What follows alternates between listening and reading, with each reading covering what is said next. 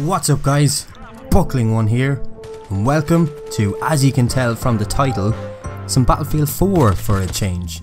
So you've probably noticed, if you're a Battlefield 4 fan, that the Zavod Graveyard Shift map, or the Night Ops map, has released, and I'm sure that a lot of you have been playing that map. I certainly have, and I'm having an absolute blast playing it. But what kind of flew under the radar a little bit, I think, is the actual summer patch, which was also released alongside the map as well.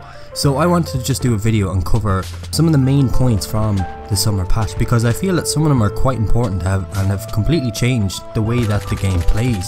So the first feature that is immediately noticeable is the team balancer, and I find that this is an incredible addition. It's so good.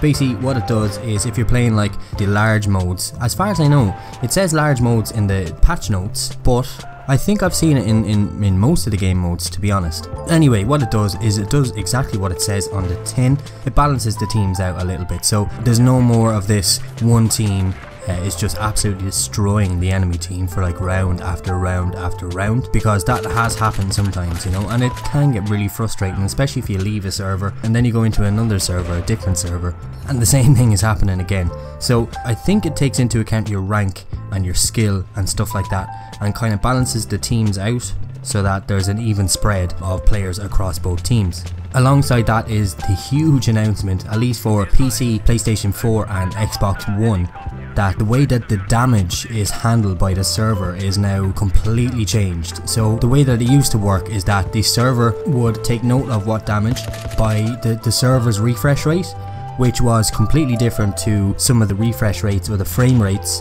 that were on the systems themselves. So like on PS4 and Xbox One, the game runs at 60 FPS, and you know, if the damage is only being sent to the server at 30 FPS, that's only half the rate which the data is being sent to the server.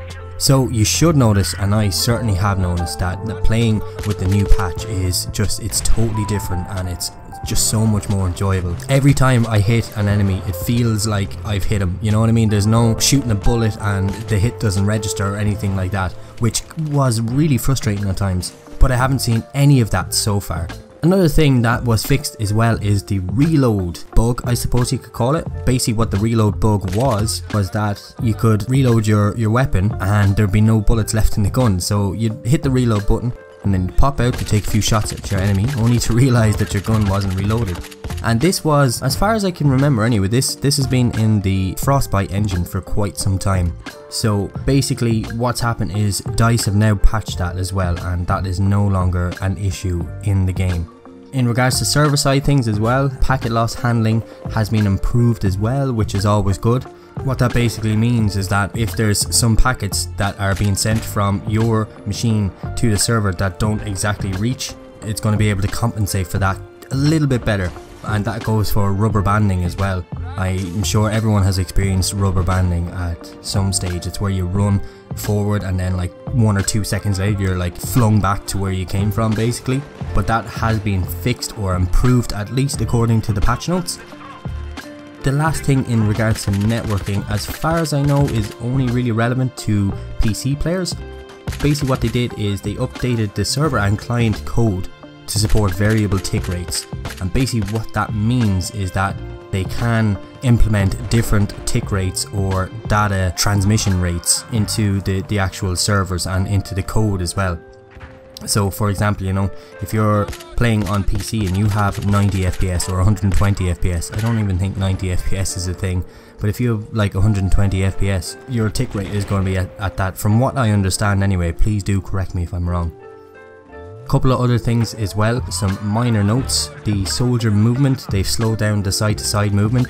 So basically the movement when your soldier is moving from left to right, it looks a little less clunky, I suppose, because it did look kind of funny, especially if you've seen someone moving from left to right. It would be kind of like their legs would be all over the place, so that's no longer an issue.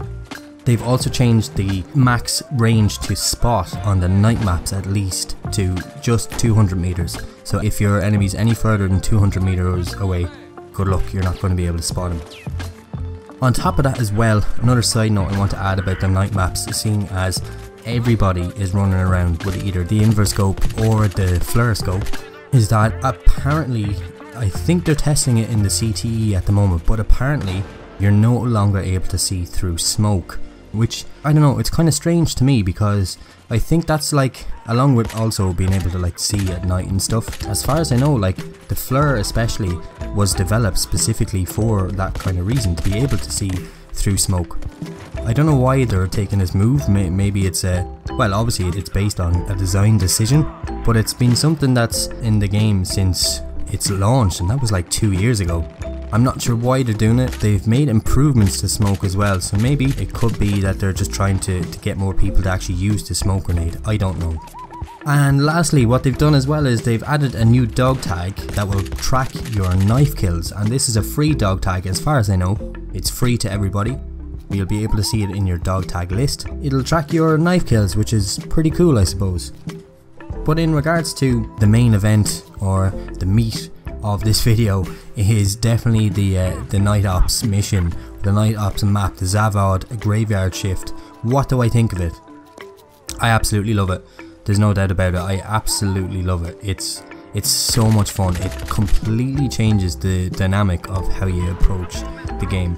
Especially, you know, because it's dark. It actually is really, really dark, and if you haven't played it yet, I don't think the video will do it any justice at all. It's completely dark, and lights are so effective now. They're really, really effective. And you see pretty much everybody is running around with the INVR scope or the Fleur scope and a suppressor, and that's fair enough, like that's to be expected. There is a counter to that as well, you know, if you have a flashlight on your gun, you know, just shine your flashlight at them, and it's kind of blinding like when you see it on the screen as well. The flare grenades as well, or the flares, are extremely effective as well against the night vision scopes. They're incredible, so they're always handy as well. I hope that they do this to more of the maps as well, because it's such a different experience and it's such a fun experience as well. I mean, I wasn't having fun with Battlefield 4 for a long time, but I haven't played the Night Operations map. Why do I keep calling it Night Ops? It's Graveyard Shift. But yeah, I haven't played that for some time now. I just had so much fun with it. I really, really did. And I hope that they continue this. Well, the fact that they're still supporting the game 2 years after it released anyway is fantastic. No doubt about that. I think that we've pretty much got everything that we could expect from DICE, you know, especially if you bought the premium as well. We've had, what, 4 or 5 map packs?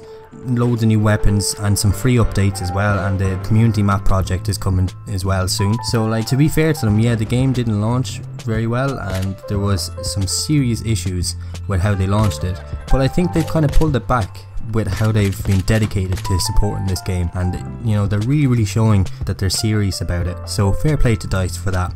So for those of you who have played on the Graveyard Shift map, what do you think? Let me know in the comments below. Are you liking the new summer patch as well? Do you think that it's improved the game overall? Again, I certainly have. I think it's like a different game. It feels like the game is finally finished now, which I suppose it's a bad thing to say in one way because it is 2 years old, but now that the game is, I think it's finally complete. So yeah, if you're having fun with the new summer patch, let me know in the comment section below as well, guys. As always, my name is BucklingOne. Thanks for watching. I'll see you in my next video.